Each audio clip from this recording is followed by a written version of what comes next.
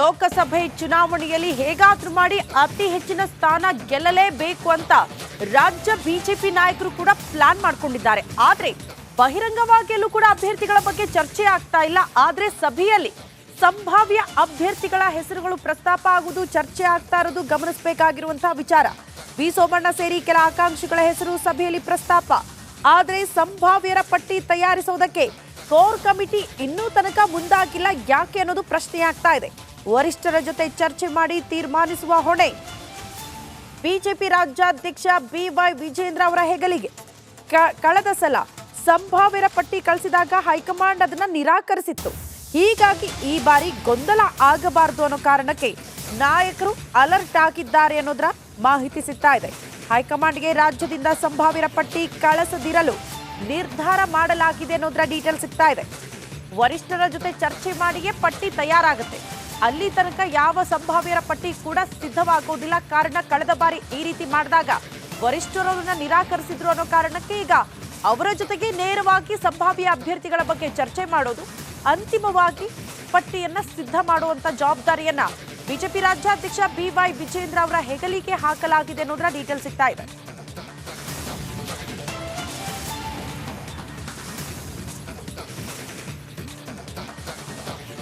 ಯಾಕೋ ಏನೋ ಸಿಲಿಕಾನ್ ಸಿಟಿಯಲ್ಲಿ ರೋಡ್ ರೇಜ್ ಕೇಸ್ಗಳು ದಿನೇ ದಿನೇ ಹೆಚ್ಚಳ ಆಗ್ತಾ ಇದೆ. ಕುಡಿದು ಗಾಡಿ ಓಡಿಸೋದು, ಎಲ್ಲೆಂದರಲ್ಲಿ ಕಂಡ ಗಾಡಿಗಳಿಗೆ ಗುದ್ದೋದು, ಜಗಳ ಆಡೋದು, ಈ ರೀತಿಯಾಗಿ ಪದೇ ಪದೇ ಸಿಲಿಕಾನ್ ಸಿಟಿಯಲ್ಲಿ ಮರುಕಳಿಸ್ತಾ ಇದೆ. ಈಗ ಅದೇ ರೀತಿಯಾಗಿ ಒಂದು ಘಟನೆ ನಡೆದಿದೆ. ಕುಡಿದು ಗಾಡಿ ಓಡಿಸಿ ಆಟೋ ಚಾಲಕ ದರ್ಪ ತೋರಿದ್ದಾನೆ. ಈ ಘಟನೆ ನಡೆದಿರೋದು ಬೇಗೂರು ಮುಖ್ಯ ರಸ್ತೆಯ ಯಲ್ಲೇನಹಳ್ಳಿ ಬಳಿ. ರೈಟ್ ಸೈಡ್ ಇಂಡಿಕೇಟರ್ ಹಾಕೊಂಡು ಡ್ರೈವರ್ ಹೋಗ್ತಾ ಇದ್ದ. ಇದರಿಂದ ಹಿಂದೆ ಬರ್ತಾ ಇದ್ದ ಕಾರಿನ ಚಾಲಕನಿಗೆ ಸಿಕ್ಕಾಪಟ್ಟೆ ಕಷ್ಟ ಆಗ್ತಾ ಇತ್ತು. ಹೀಗಾಗಿ ಆಟೋದವನಿಗೆ, ಆ ಆಟೋ ಓಡಿಸ್ತಾ ಇದ್ನಲ್ಲ ಇಂಡಿಕೇಟರ್ ಹಾಕೊಂಡು, ಆ ಇಂಡಿಕೇಟರ್ನ ಆಫ್ ಮಾಡಿ ಅಂಥೇಳಿ ಸಲಹೆಯನ್ನು ಕೊಡ್ತಾನೆ. ಅಷ್ಟಕ್ಕೇನೆ ಕಾರು ಚಾಲಕನ ಸಲಹೆಗೆ ಆ ಆಟೋ ಚಾಲಕ ಏಕಾಏಕಿ ಕೋಪ ಮಾಡ್ಕೊಬಿಡ್ತಾನೆ. ಕಾರನ್ನು ಅಡ್ಡಗಟ್ಟಿ ಆವಾಜ್ ಆಗ್ತಾನೆ, ಅವಾಚ್ಯ ಶಬ್ದಗಳಿಂದ ನಿಂದಿಸ್ತಾನೆ. ಆಟೋ ಚಾಲಕನ ಈ ಒಂದು ವರ್ತನೆಗೆ ಕೆಲ ಕಾಲ ಟ್ರಾಫಿಕ್ ಜಾಮ್ ಕೂಡ ಉಂಟಾಯಿತು. ಕಾರ್ನ ಡ್ಯಾಶ್ ಕ್ಯಾಮ್ರಾದಲ್ಲಿ ಈ ಗಲಾಟೆಯ ವಿಡಿಯೋ ರೆಕಾರ್ಡ್ ಆಗಿದೆ. ಮಾರ್ಕ್ ಮಾಡಿ ತೋರಿಸ್ತಿದೀವಲ್ಲ, ಇದೇ ಆಟೋ. ಈ ಆಟೋವನ್ನ ಕುಡಿದು ಚಾಲನೆ ಮಾಡ್ತಾ ಇದ್ದ ಆಟೋ ಡ್ರೈವರ್ ಇಂಡಿಕೇಟರ್ ಹಾಕೊಂಡು ಓಡಿಸ್ತಾ ಇದ್ದಾನೆ ನೋಡಿ. ಆ ಇಂಡಿಕೇಟರ್ನ ಆಫ್ ಮಾಡಪ್ಪ, ಆಫ್ ಮಾಡ್ಕೊಂಡು ಓಡಿಸು, ನಮ್ಗೆ ಕಷ್ಟ ಆಗುತ್ತೆ ಅಂತ ಹೇಳಿದಾನೆ ಅಷ್ಟೇ. ಅಷ್ಟಕ್ಕೇನೆ ಕಾರ್ನ ಅಡ್ಡಗಟ್ಟಿ ಅವಾಚ್ಯ ಶಬ್ದಗಳಿಂದ ನಿಂದಿಸ್ತಾ ಇರೋ ವಿಡಿಯೋವನ್ನ ಗಮನಿಸ್ತಾ ಇದ್ದೀರಿ.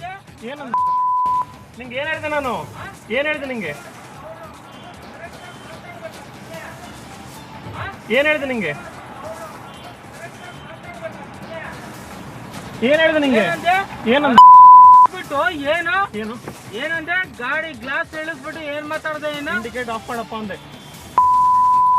ನೆಟ್ ಬರ್ಬೇಕು.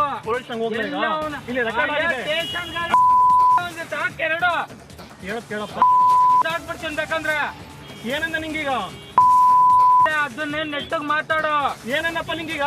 ಗ್ಲಾಸ್ ಇಳಿಸಿ ಅದ್ ಕಡೆ ಮಾತಾಡೋದಲ್ಲ, ಕರೆಕ್ಟ್ ಆಗಿ ಮಾತಾಡೋ. ನಿಮ್ದು ಏನಂತ ನಿಮ್ದು? ಜಗ್ಗೇಶ್ ನಾಯಕ ಅಂತ ಏನೋ ಕಿತ್ಕೊಂತೀಯ? ಬರ್ಕೋ. ಟ್ರಾಫಿಕ್ ಜಾಮ್ ಆಗಿದೆ, ಮುಂದೆ ಇಲ್ಲೇ ಬರ್ಕೋ. ಟ್ರಾಫಿಕ್ ಜಾಮ್ ಆಗಿದೆ, ಮುಂದೆ ಬರಪ್ಪ. ಇದ್ರ ಬಗ್ಗೆ ಹೆಚ್ಚಿನ ಡೀಟೇಲ್ಸ್ ಕೊಡ್ತಾರೆ ನಮ್ಮ ಪ್ರತಿನಿಧಿ ಅಜಯ್ ನೇರ ಸಂಪರ್ಕದಲ್ಲಿ. ಅಜಯ್, ಯಾಕೋ ಏನೋ ಸಿಲಿಕಾನ್ ಸಿಟಿಯಲ್ಲಿ ರೋಡ್ ರೇಜ್ ಕೇಸ್ಗಳು ದಿನೇ ದಿನೇ ಹೆಚ್ಚಳ ಆಗ್ತಾ ಇದೆ. ಈ ಘಟನೆ ಈಗ ಬೆಳಕಿಗೆ ಬರ್ತಾ ಇರುವಂತಹ ಈ ಘಟನೆ ಎಷ್ಟೊತ್ತಿಗೆ ನಡೆದಿತ್ತು ನೆನ್ನೆ?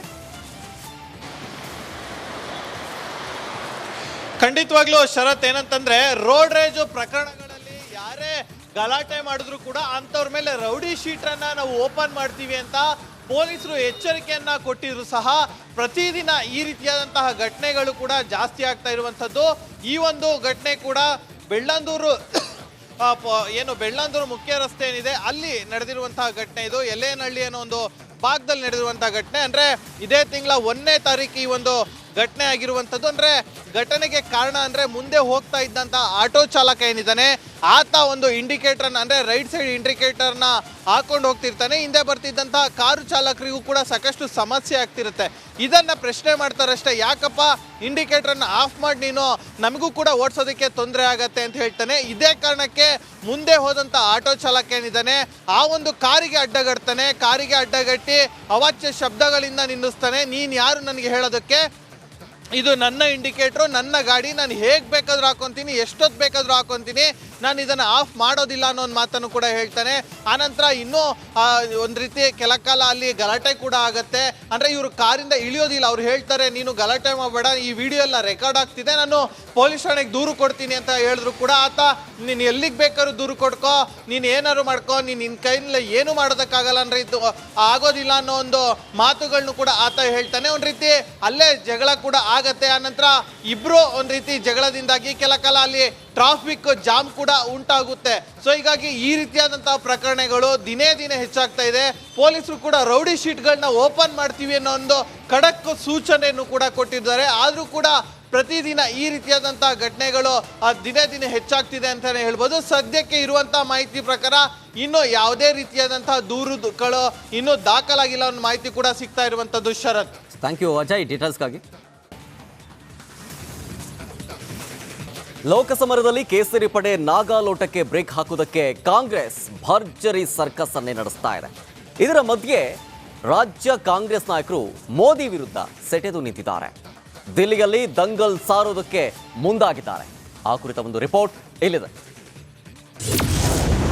ಮೋದಿ ವಿರುದ್ಧ ಸಿಡಿದ ರಾಜ್ಯ ಕಾಂಗ್ರೆಸ್ ನಾಯಕರು.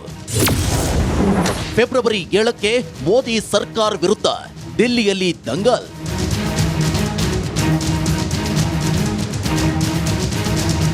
ಇನ್ನೇನು 1.5 ತಿಂಗಳಲ್ಲಿ ಲೋಕಸಭಾ ಸಮರ ಶುರುವಾಗಲಿದೆ. ಇಡೀ ದೇಶದ ಚಿತ್ತ ಲೋಕಸಭಾ ಚುನಾವಣೆ ಮೇಲೆ ನೆಟ್ಟಿದೆ. ಬಿಜೆಪಿ ಈ ಬಾರಿ 400+ ಸೀಟ್ ಗೆಲ್ಲೋಕೆ ಸಜ್ಜಾಗಿದೆ. ಬಿಜೆಪಿ ಅಶ್ವಮೇಧವನ್ನ ಕಟ್ಟಿ ಹಾಕೋಕೆ ಕಾಂಗ್ರೆಸ್ ಮತ್ತು ನಿಶಕ್ತ ವಿರೋಧ ಪಕ್ಷಗಳು ಸರ್ಕಸ್ ಮಾಡ್ತಾ ಇದ್ರು. ಅದು ವರ್ಕೌಟ್ ಆಗೋ ಲಕ್ಷಣಗಳು ಸದ್ಯಕ್ಕಂತೂ ಕಾಣಿಸ್ತಿಲ್ಲ. ಈ ಮಧ್ಯೆ ರಾಜ್ಯ ಕಾಂಗ್ರೆಸ್ ನಾಯಕರು ಪ್ರಧಾನಿ ಮೋದಿ ವಿರುದ್ಧ ತೊಡೆತಟ್ಟಿದ್ದಾರೆ. ಕೇಂದ್ರ ಬಜೆಟ್ನಲ್ಲಿ ಕರ್ನಾಟಕಕ್ಕೆ ಅನ್ಯಾಯ ಖಂಡಿಸಿ ಕೇಂದ್ರ ಸರ್ಕಾರದ ವಿರುದ್ಧ ಪ್ರತಿಭಟನೆಯ ಕಾಳೆ ಊದಿದ್ದಾರೆ. ಫೆಬ್ರವರಿ 7ನೇ ತಾರೀಕು ನವದೆಹಲಿಯಲ್ಲಿ ಕೇಂದ್ರದ ವಿರುದ್ಧ ದಂಗಲ್ ಸಾರಲಿದ್ದಾರೆ. CM Siddaramaiah, DCM DK Shivakumar ಸೇರಿ ಎಲ್ಲ ಶಾಸಕರು ಪ್ರತಿಭಟನೆ ನಡೆಸಲಿದ್ದಾರೆ.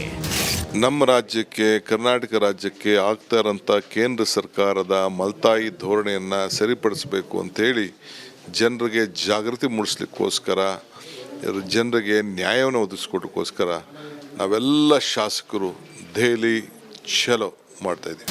7ನೇ ತಾರೀಕಿಗೆ ಪ್ರತಿಭಟನೆ ಮಾಡಬೇಕು ಅಂತ ತೀರ್ಮಾನ ಮಾಡಿದ್ದೀವಿ. ಡೆಲ್ಲಿನಲ್ಲಿ ಪಾರ್ಲಿಮೆಂಟ್ ನಡೆಯುವಾಗ ಡೆಲ್ಲಿನಲ್ಲಿ ಮಾಡಬೇಕು. ಯಾಕಂತಂದರೆ ಒಂದು ನಮ್ಮ ಬಜೆಟ್ನಲ್ಲಿ, ಅವರ ಕೇಂದ್ರದ ಬಜೆಟ್ನಲ್ಲೂ ಕೂಡ ಕರ್ನಾಟಕಕ್ಕೆ ಏನೂ ಕೊಟ್ಟಿಲ್ಲ. ಕಾಂಗ್ರೆಸ್ ಪ್ರತಿಭಟನೆಗೆ ಮಾಜಿ ಸಚಿವ ಸುನೀಲ್ ಕುಮಾರ್ ಲೇವಡಿ ಮಾಡಿದ್ದಾರೆ. ಹೈಕಮಾಂಡ್ ಮುಂದೆ ಡಿಕೆ ಶಿವಕುಮಾರ್ ಶಾಸಕರ ಪರೇಡ್ಗೆ ಮುಂದಾಗಿದ್ದಾರೆ ಅಂತ ಹೇಳಿದ್ದಾರೆ. ನೀವು ಡೆಲ್ಲಿಗೆ ಪ್ರತಿಭಟನೆಗೆ ಫ್ಲೈಟ್ ಹತ್ತೋದಕ್ಕಿಂತ ಮುಂಚೆ ಆ 10 ವರ್ಷದ UPA ಅವಧಿ ಮತ್ತು ನರೇಂದ್ರ ಮೋದಿ ಅವರ ಅವಧಿಯ 10 ವರ್ಷದ ಅವಧಿಯ 2 ವ್ಯತ್ಯಾಸಗಳನ್ನು ಶ್ವೇತಪತ್ರದ ಮುಖಾಂತರ ಹೊರಡಿಸಬೇಕು. ನನಗೊಂದು ಸಣ್ಣ ಗುಮಾನಿ ಕಾಣ್ತಾ ಇದೆ. ಡಿ.ಕೆ. ಶಿವಕುಮಾರ್ ಅವರು ತನ್ನ ರಾಜಕೀಯ ಶಕ್ತಿ ಪ್ರದರ್ಶನಕ್ಕೋಸ್ಕರ ಶಾಸಕರನ್ನ ಡೆಲ್ಲಿ ಕರ್ಕೊಂಡು ಹೋಗುವಂಥ ಪ್ರಯತ್ನವನ್ನು ಒಂದು ರಾಜಕೀಯ ಷಡ್ಯಂತ್ರ ಇದರಲ್ಲಿ ನಡೀತಾ ಇದೆ ಅಂತ ನಂಗೆ ಅನ್ನಿಸ್ತಾ ಇದೆ. ಒಟ್ನಲ್ಲಿ ಬಜೆಟ್ನಲ್ಲಿ ಅನ್ಯಾಯ ಆಗಿದೆ ಅನ್ನೋ ನೆಪದಲ್ಲಿ ದಿಲ್ಲಿಯಲ್ಲಿ ರಾಜ್ಯ ಕಾಂಗ್ರೆಸ್ ನಾಯಕರ ಬಲ ಪ್ರದರ್ಶನ ನಡೆಯಲಿದೆ.